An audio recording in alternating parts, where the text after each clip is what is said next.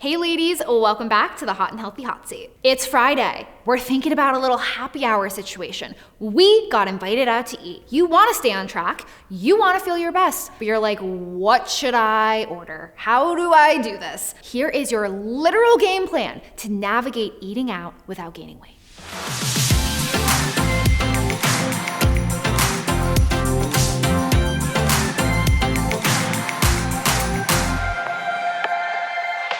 Tip number one, don't fight it.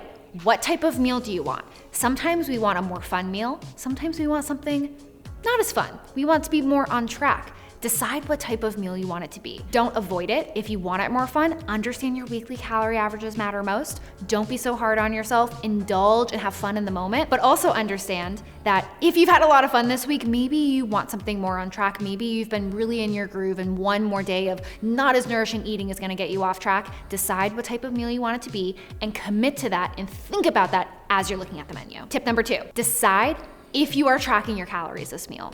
You are allowed to be on track without tracking your calories. Use your hunger and fullness. Think about how much you want to eat, what types of foods you need to eat. But decide before you get the food right in front of you, are you gonna track this or not? And no matter what the decision is, focus on making your next meal after this meal count, because one meal does not make or break your journey. It's your meal after meal after meal that determine your consistency over the week. Tip number three, as you're looking at the menu, think about your nutrition targets.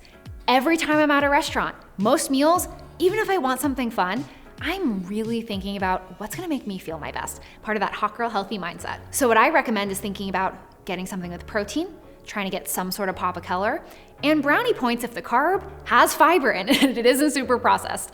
So I always think about that as I'm choosing food items. Of course, at a sushi restaurant, things like veggies might be hard, but I'm gonna crush the protein because I'm gonna get salmon and tuna and all of these things. I'm getting carbs from the rice. Obviously the edamame has a little bit of fiber, obviously plant-based, but it's gonna have some protein, some carb there, a lot of different things. But think about what is in your food, and most importantly, how to hit as close as we can to what you need for it to be considered a balanced meal. Tip number four, avoid appetizers and avoid desserts. Focus on the main star of the show, which is the meal. If you're really trying to stay on track, I'm not saying don't have these things, they can't fit, but especially if you haven't planned it in advance, sometimes I will swap out a snack earlier in the day for an appetizer later on. And of course, one day, once again, it's not gonna make or break your entire journey. But if you're going out to eat, you're really trying to hit your targets, think about it. At home, you're not having an appetizer, dinner, and dessert at lunchtime. We might be going out to eat. So really focusing on the main star of the show is gonna help you get the nutrition that you need in.